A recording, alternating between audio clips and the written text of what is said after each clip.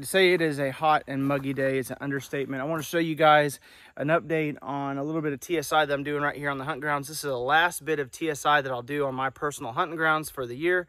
And it's just a huge contrast of difference that I really want to show you guys, because you can do this on your property or any property that you manage or anything for just cheap. I mean, you're literally putting some oil and gas into your chainsaw and you're ripping and roaring and you're changing everything on your property. So you can see on this side of the driveway, it's an area that we don't utilize to hunt very much, but you can tell it's like an open tree savanna all the way down. There's acres of it down through there, a lot of bedding.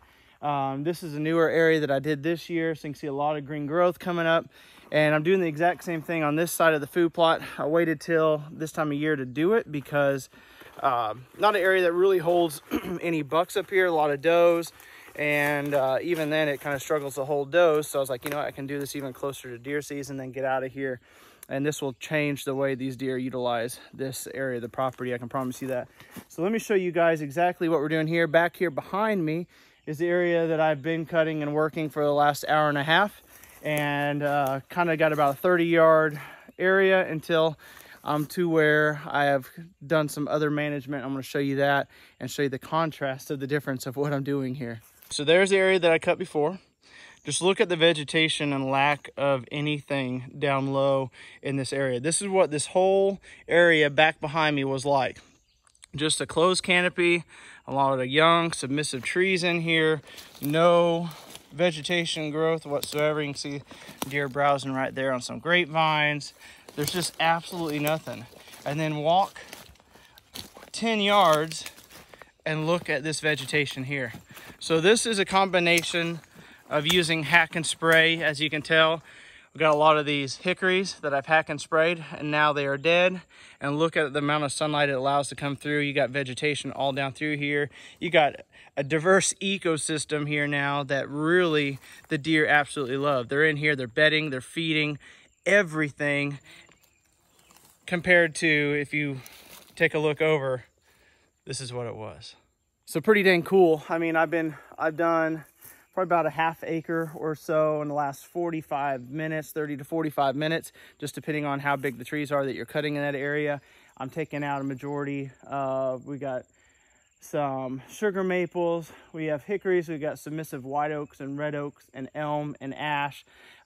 Primarily leaving a lot of the larger white oaks and the red oaks in here. If there are areas that's just going to be way too open and there is a large hickory, I'm leaving that.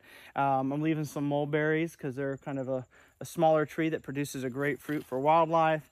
But otherwise taking out like the cedars and stuff. But you can tell it's fixing to change. It's fixing to turn from this into this. That is pretty dang awesome. Like I said, this is a combination of hack and spraying and going in and doing some actual cutting and spraying with the chainsaw and using Tordon. So what I've done back through here, just so I don't have any competition with the root base in those stumps, because they will continue to absorb nutrients and water and they will regenerate growth, which is not always a bad thing because the deer like it. But if you have too much of that root competition, you don't get as much of this green shrubs of grasses and forbs and stuff. So what I've gone through is when I cut them at the stump, I'm actually spraying Tordon on them, so it actually completely kills them, and then I have no competition. So I'll come back through the spring and prescribe burn this whole area and just transform it even more. But there you go, turn your property into a buck holding, doe holding mecca right there. That's a free food plot pretty much that you just created, and it's a year-round food plot that you don't have to come in and recultivate and disc and whatever you've got to do to it. It's just, it's there all the time. So all right guys, so get out there, roll up your sleeves, get ready to sweat your butt off and change your property. Won't you tickle